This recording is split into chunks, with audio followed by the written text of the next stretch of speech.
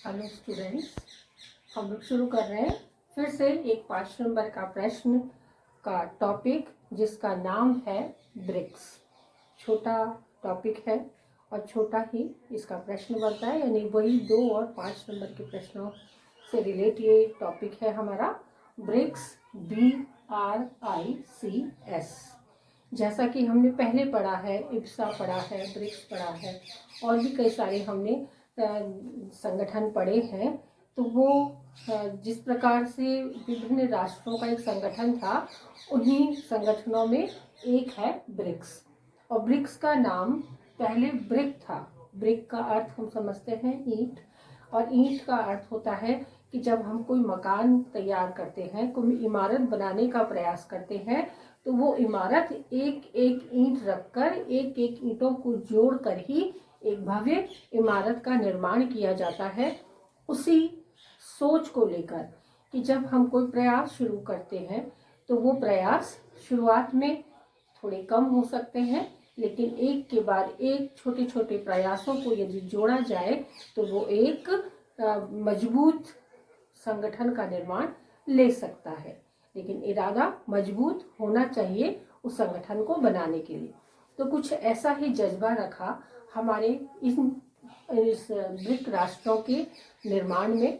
तो ब्रिक का अर्थ राष्ट्रों के नाम के पहले अक्षर से जुड़कर बना है, और B फॉर ब्राज़ील है, R फॉर रूस है, I फॉर इंडिया है, C फॉर चाइना है। तो पहले इसका नाम ब्रिक था, यानी ब्राज़ील, रशिया, इंडिया और चाइना, इन 4 राष्ट्रों ने मिलकर इसका निर्माण किया था। और बाद में S लगा दिया गया जब जुड़ा दक्षिणी अफ्रीका।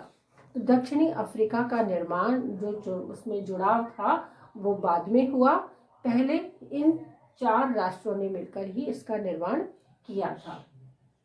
ये 4 राष्ट्र, रशिया को छोड़ दिया जाए, रूस को छोड़ दिया जाए, क्योंकि वो एक महाशक्ति है और बहुत अधिक औद्योगिकृत है, बहुत अधिक विकसित राष्ट्रों में उसका नाम आता है।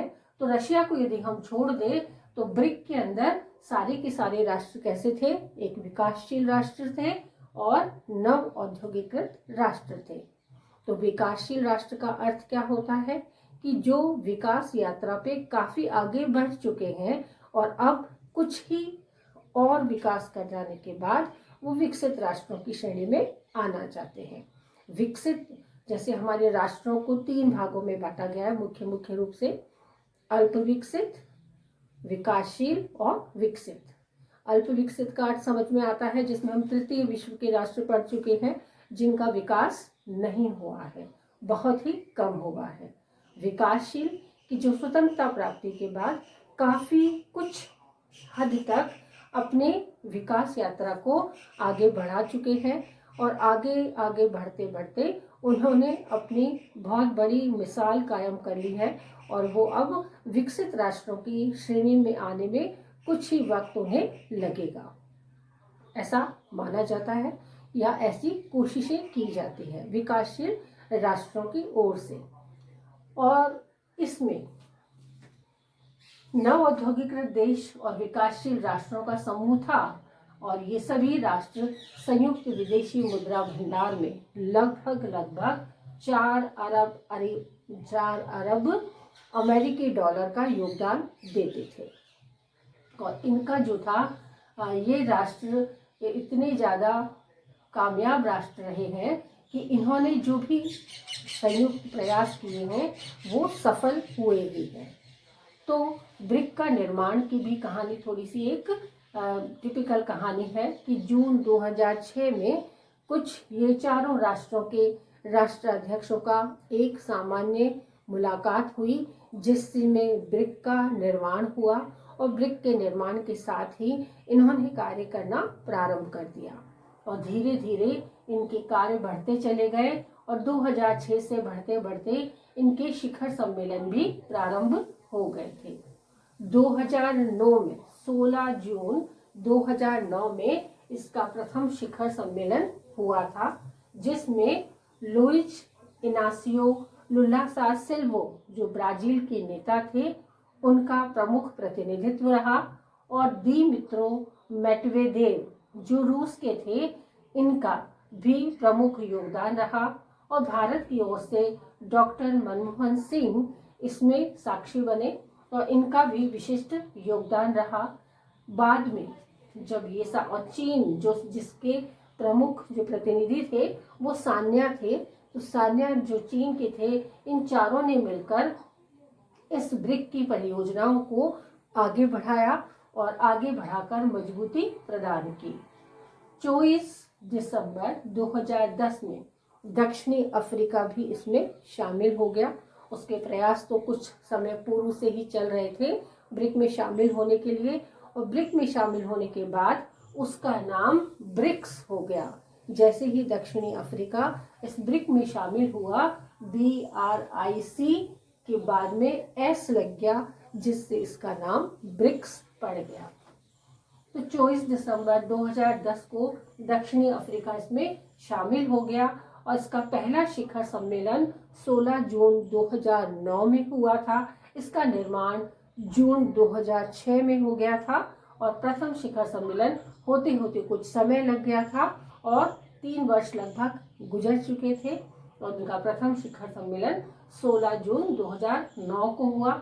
उसके बाद में शिखर सम्मेलन लगातार प्रतिवर्ष होते चले गए। दूसरा शिखर सम्मेलन 2010 में हुआ, तीसरा 2011 में, चौथा 2012 में, पांचवा 2013 में, छठा 2014 में, सातवां 2015 में, आठवां 2016 में और नवा शिखर सम्मेलन 3 मई 2017 में संपन्न हुआ। और ये सभी राष्ट्र मिलकर दक्षिणी अफ्रीका के जैकब जुम्मा 2011 में जब इसमें शामिल हुए तो इसका रूप ही परिवर्तित हो गया। ब्रिक्स का रूप अचानक से बहुत अधिक परिवर्तित हो गया और उसके बाद से लेकर दक्षिणी अफ्रीका ही इस ब्रिक्स सम्मेलन का प्रतिनिधित्व करता आ रहा है। ये इसकी सामान्य जानकारी है ब्रिक्स की, जो संगठन है। तो इसके बारे में हमारी बुक्स क्या कहती हैं उसे हम विशिष्ट रूप से पढ़ेंगे। तो जैसा कि इसके नाम से जाहिर है, BRICS यानी ब्राजील, रूस, इंडिया, चीन और दक्षिणी अफ्रीका इसमें अपना नाम शामिल करवा चुके हैं। यदि हम बात इसकी भूमिका की करते हैं तो ब्रिक्स उभरती हुई अर्थव्यवस्था के एक संघ शीर्षक का नाम है, एक संघ का नाम है जिसका क्या कार्य है, ये उभरती हुई राष्ट्रीय अर्थव्यवस्था में अपना महत्वपूर्ण स्थान रखता है। इसके घटक राष्ट्र ब्राजील, रूस, इंडिया, चीन व दक्षिण अफ्रीका है। इन देशों के अंग्रेजी नाम के प्रथम अक्षर से मिलकर इस समूह का नामकरण हुआ है। 2010 में दक्षिणी अफ्रीका को शामिल किया जाने के बाद इसका नाम ब्रिक के स्थान पर ब्रिक्स हो गया। रूस को छोड़कर ब्रिक के सदस्य विकासशील और नव औद्योगिकृत देश हैं जिनकी अर्थव्यवस्था तेजी से बढ़ रही है। ये राष्ट्र क्षेत्रीय और वैश्विक मामलों पर महत्वपूर्ण प्रभाव डालते हैं और वर्ष 2013 तक पांचों ब्रिक राष्ट्र दुनिया में लगभग 3 अरब लोगों का प्रतिनिधित्व करते हैं। एक अनुमान के अनुसार ये राष्ट्र संयुक्त विदेशी मुद्रा भंडार में 4 अरब अमेरिकी डॉलर का योगदान करते हैं और इन राष्ट्रों का GDP यानी कि सकल घरेलू उत्पाद भी 15 अरब अमेरिकी डॉलर का रहा है तथा वर्तमान में दक्षिणी अफ्रीका ब्रिक्स समूह की अध्यक्षता कर रहा है। प्रारंभिक 4 ब्रिक्स राज्यों के विदेश मंत्री सितंबर 2006 में न्यूयॉर्क शहर में मिले। सर्वप्रथम जब इस ब्रिक्स का निर्माण हुआ था तो ब्राजील, रूस, इंडिया और चाइना के विदेश मंत्री 2006 में न्यूयॉर्क में मिले और एक उच्च सदस्यीय बैठक की शुरुआत भी हुई तथा 16 मई 2008 को पूर्ण बड़े मैदान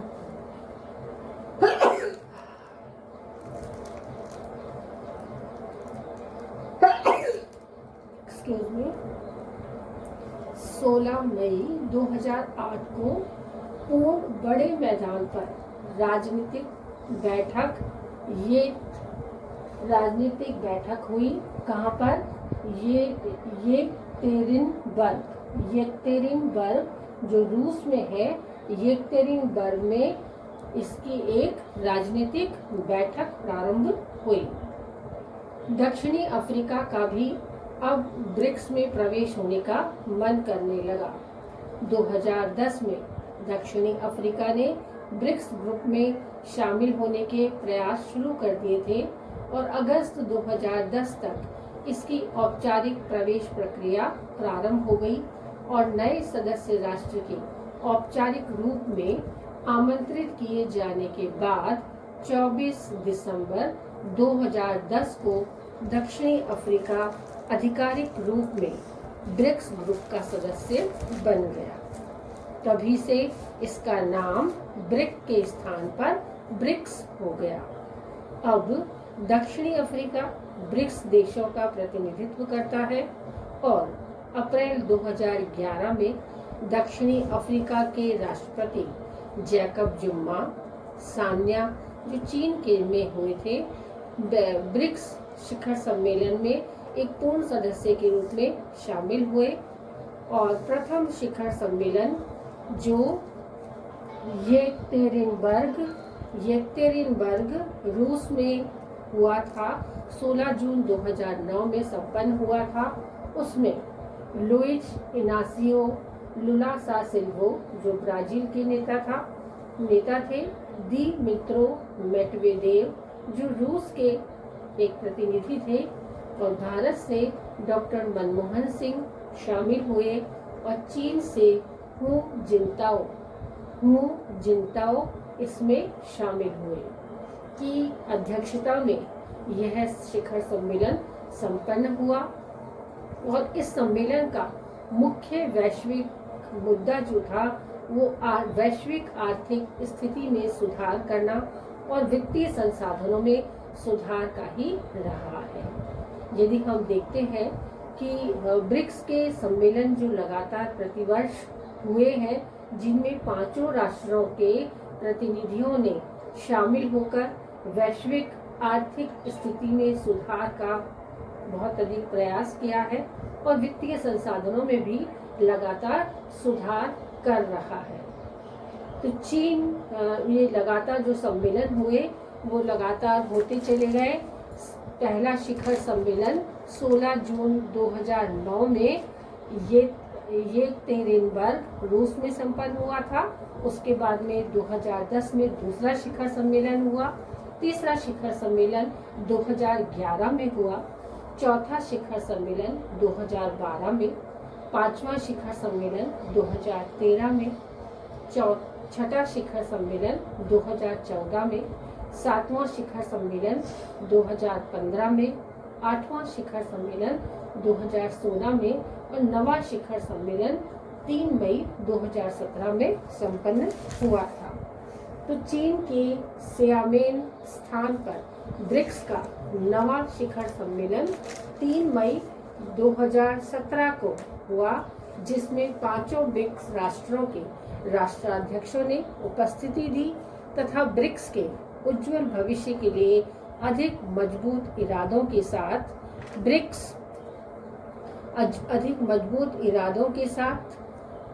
ब्रिक्स के विकास कार्य को पूर्ण करने का प्रयास किया और ये एक मजबूत इरादा था। इसका निर्णय लिया गया और इससे पहले भी चीन में 2011 में ब्रिक्स शिखर सम्मेलन की जो मेजबानी की थी, उसके लगातार उसके बाद से इस शिखर सम्मेलन के द्वारा जो ब्रिक्स की ने बीड़ा उठाया था वैश्विक मुद्रा, वैश्विक आर्थिक स्थिति में सुधार का, वो बढ़ता ही चला जा रहा है और वित्तीय संसाधनों में भी लगातार सुधार की स्थिति को अपनाया जा रहा है। तो जो वैश्विक मुद्दा है, हमारी जो वैश्विक संसाधन है, जो मुद्रास्फीति है, उसमें सुधार करने का इस ब्रिक्स का मुख्य रूप से मुद्दा रहा है कि किस प्रकार से हम वैश्विक मुद्रास्फीति को सुधार सकते हैं और उसमें क्या क्या योगदान दे सकते हैं। तो लगातार अपने प्रयासों से ब्रिक्स कार्यरत है और अपनी जो मुख्य विचारधारा उन्होंने बना रखी है संगठन की, उस विचारधारा में काफ़ी हद तक कामयाबी उसने पाई है।